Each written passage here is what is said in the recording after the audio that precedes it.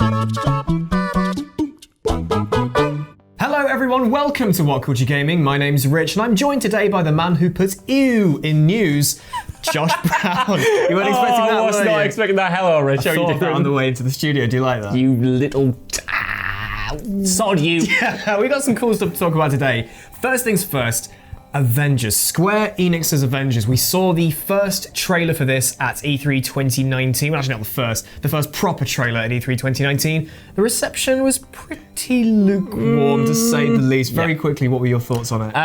Again, I really enjoyed sort of like the way it looked. I thought visually it was stunning. Didn't like the look of the characters. Some of the animations looked a bit wonky. Potential there wasn't the blowout I expected, like Spider-Man was. Yeah, I'm feeling pretty much the same on that front. But San Diego Comic-Con is coming up. There's a lot of really cool stuff happening there. I'm trying to put the word stuff and happening together. Stuffing happening at San Diego Comic-Con, including Square Enix doing a panel with the Crystal Dynamics creative director Sean Iskay. I had to research his name because it's a very interesting surname. And the cast of the game, and they're going to show off the first gameplay of Avengers, because we saw bits in that trailer at E3 that were kind of gameplay, but not really. We couldn't really tell what exactly would have been and what wasn't. Well, that was like kind of the frustrating thing, because obviously this game is coming out in the first half of next year, so you would assume they have like big gameplay chunks to show, and they teased it, like you said, in the E3 trailer. We got caught like brief 2-second snippets of the Hulk smashing things and Black Widow running. And those were the best parts, I thought. I thought the action, even though we only very briefly glimpsed it, looked very kinetic, looked very weighty, looked very interesting. So I think a big gameplay blowout will hopefully go a long way and interest back in. Get people because I think a lot of us are still very much middling about whether this is going to be any good. Yes. And this gameplay reveal will be the exact thing Square need to get people back on the hype train for this game, because after that first teaser back, what was it, 2 years ago? Yeah, 2017. Everyone's been on the hype train since then, and this first trailer came out and everyone sort of went, okay, and just sort of got off again. But the only thing about this is, it has not been confirmed as to whether this gameplay reveal will be public. Oh, don't do this to me, Rich. Then there's been no reports of them doing a stream for the panel, and as far as we know, we don't know whether it's going to remain behind closed doors. So that we'll have to wait and see. Someone's going to film it. Someone's going to film it. I think we don't know. I mean, I think it's been hyped enough to have Square release it, but I think they need to reveal the gameplay to the rest of the public. It's like you said, although people are cautiously optimistic for it, I think you need a big push, a big drive. I know the game's not coming out until next year, but I think like a marketing campaign for the second half of this year, boosting into like next year properly with like a full story reveal would be a good way to go about doing things. But that's not the only thing at SDCC, is it, Rich? No. Because there are some secret surprises apparently. This panel is being hosted by Greg Miller. And a few weeks ago he teased that although these three games, I think it's Marvel Ultimate Alliance 3, Avengers and one other, will be joined by some secrets and surprises. Ooh. And I'm still hoping here for Spider-Man 2. I think that's a bit ridiculous to expect so soon. I think that might be a bit too soon, yeah. But Rich, if Spider-Man swings into Avengers like you and keep saying, that will kill me dead. Just give me Yuri back. I just want more Yuri.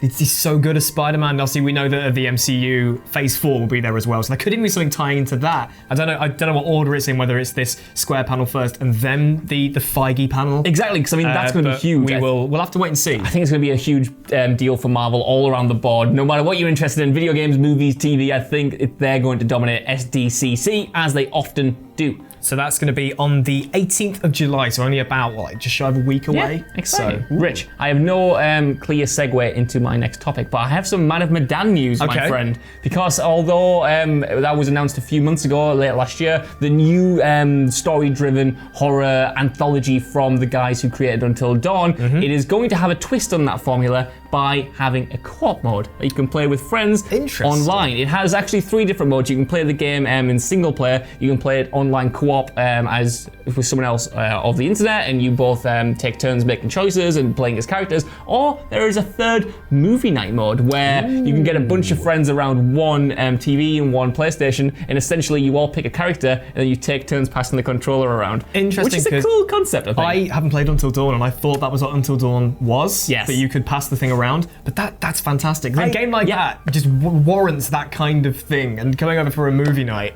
like this, Because they tried it before anyway. They did a couple of Playlink games, didn't they? Yes, they did Hidden Agenda, which was kind of a play on the co-op thing where your choices again impacted the entire story, but you didn't have like total control. That was kind of successful. It was a good experiment, but I like that they've done that now, so they can refine those ideas into a proper game like Man of Medan. But they weren't made. That wasn't made by the Until Dawn people, was it? It was. Actually. It was. Yeah. Oh, okay. So that's their trial run, and now they're bringing Until Dawn's like horror style back and putting all the multiplayer in. That is fantastic news. I know there's quite a few people here, including Ash, who's very excited. Well, this is it. I mean, surely this means we've got to stream it at some point when it comes out. We've got to take turns. Just do a film night at somebody's, and we'll just sit and play it. This stresses me out because obviously in games like this, all your choices matter. But I take some glee in kind of being a godlike puppeteering figure, like making these characters do exactly what I want them to. I can't have that same power if I'm giving the decisions over to you, Rich. You know what I mean? Like that might screw me up. I don't know if I trust you enough. That'd be more fun for you. Oh yes, it would. Oh yes, it would. That's exciting news.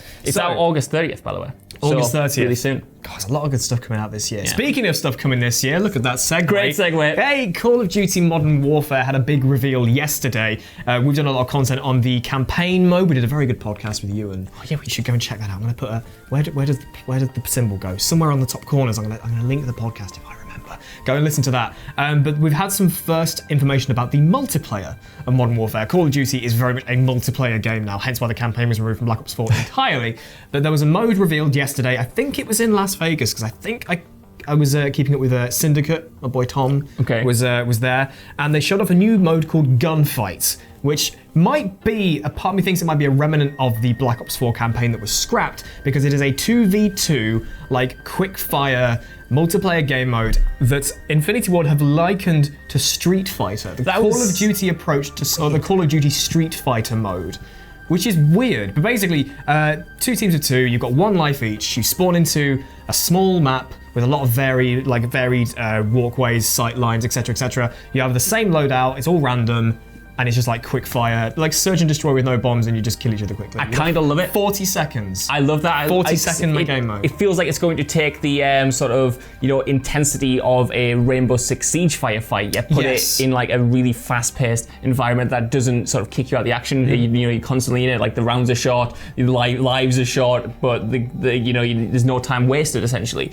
For me, in the past, Call of Duty has never really done these modes in a way that I've been invested in. Like Search and Destroy obviously is very, very popular and people love that mode, but for me, when I've been playing stuff like that, I just get reminded of better, more tactical games I could be playing instead. That's why I pretty much just play TD when I play COD multiplayer. I just play TD or Domination, because the other modes, they're good, but they don't work in the same way. But this, as you said, it's this perfect hybrid of like, really tactical, because like watching them play it in Vegas, I think, it's really fast paced, but there is that essence of communication is key in this game mode because it's so quick. Yeah. But it's also, you've got to be so on top of it all. It looks really fun. Well, it looks really fun. Some cool additions, even the ability to sort of peek around corners now that wasn't included in the other games. Even like little additions like that, which you could say that they ripped that off something like Siege, but I'm not going to say that here. It's just an interesting way to keep it more tactical and to keep the Call of Duty formula kind of fresh in a way. And I really, really do love the idea that you just spawn with a random loadout that you all have, like you're all in the same there's playing no waiting field. to level to get the better weapons to do that. Yes. Like it feels like that's my kind of game mode, because normally my time with multiplayer is so short burst. This mode is perfect for that, and that's exciting. Another thing I did take from watching all this gameplay footage is a lot of it feels very, like animation-wise, recoil-wise, it feels very smoothed and fluid, whereas I like shooters being really like mechanically, not boring, but they're like robotic almost. Okay. With like how the weapons fire and stuff.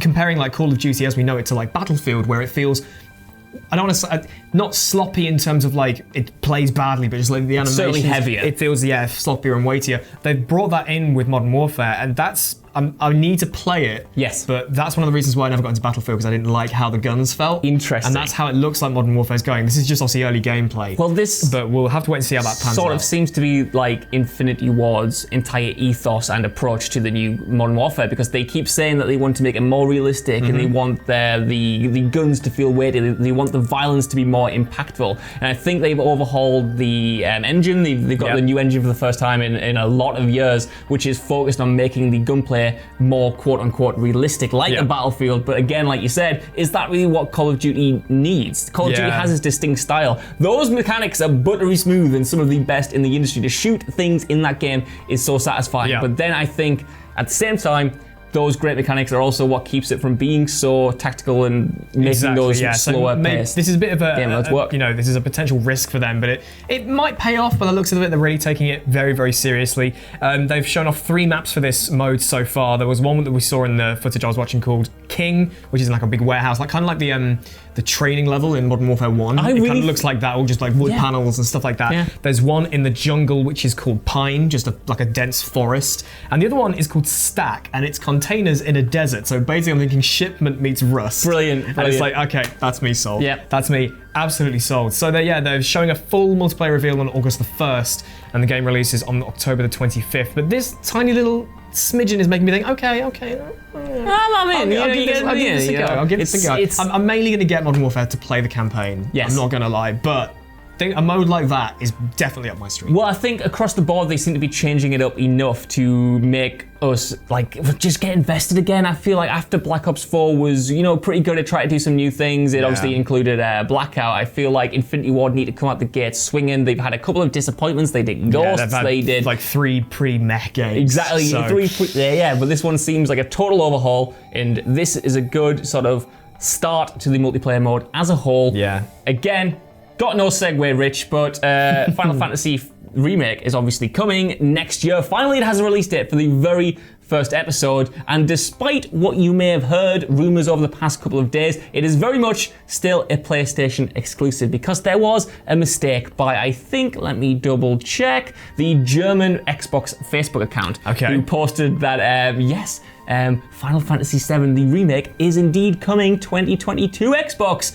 That's not the case. Square Enix have come out and confirmed that no, we are not looking at any other platforms, at least for now, and that the game is only coming to PlayStation 4. But it does raise the question, because this is an episodic release, will it just be exclusive to the PS4 until essentially a complete version comes out, and then a new gen, and then it can cross-pollinate its potentially. I didn't realize it was still being episodic. I thought when they showed the release date, they just went, okay, here's the whole game. And sadly not.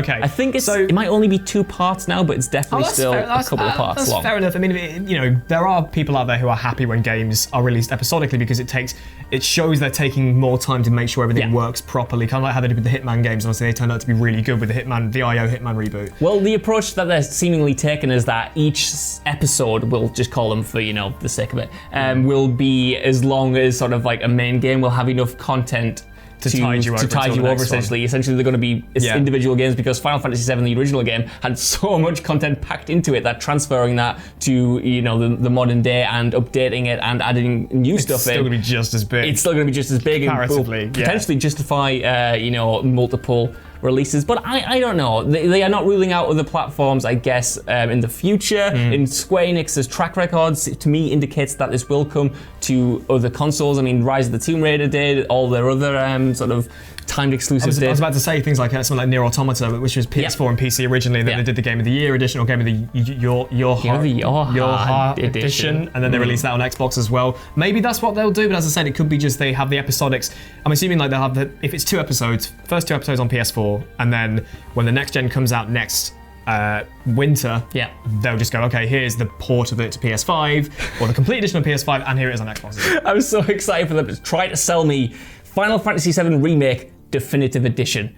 Buy it again, another £60. Okay, I will, Square. I've bought. But if it's back to compatible with PS4, you don't need to. Hey. But will you? Did you buy the Your Heart edition of Nier Automata? Yeah. For goodness sake. He did those big pants for 2 years.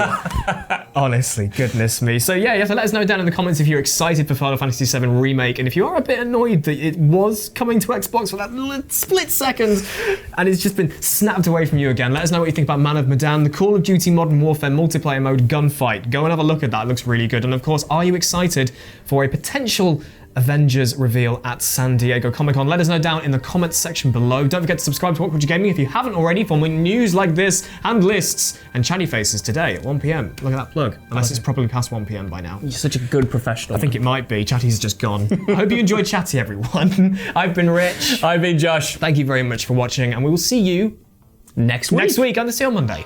Bye.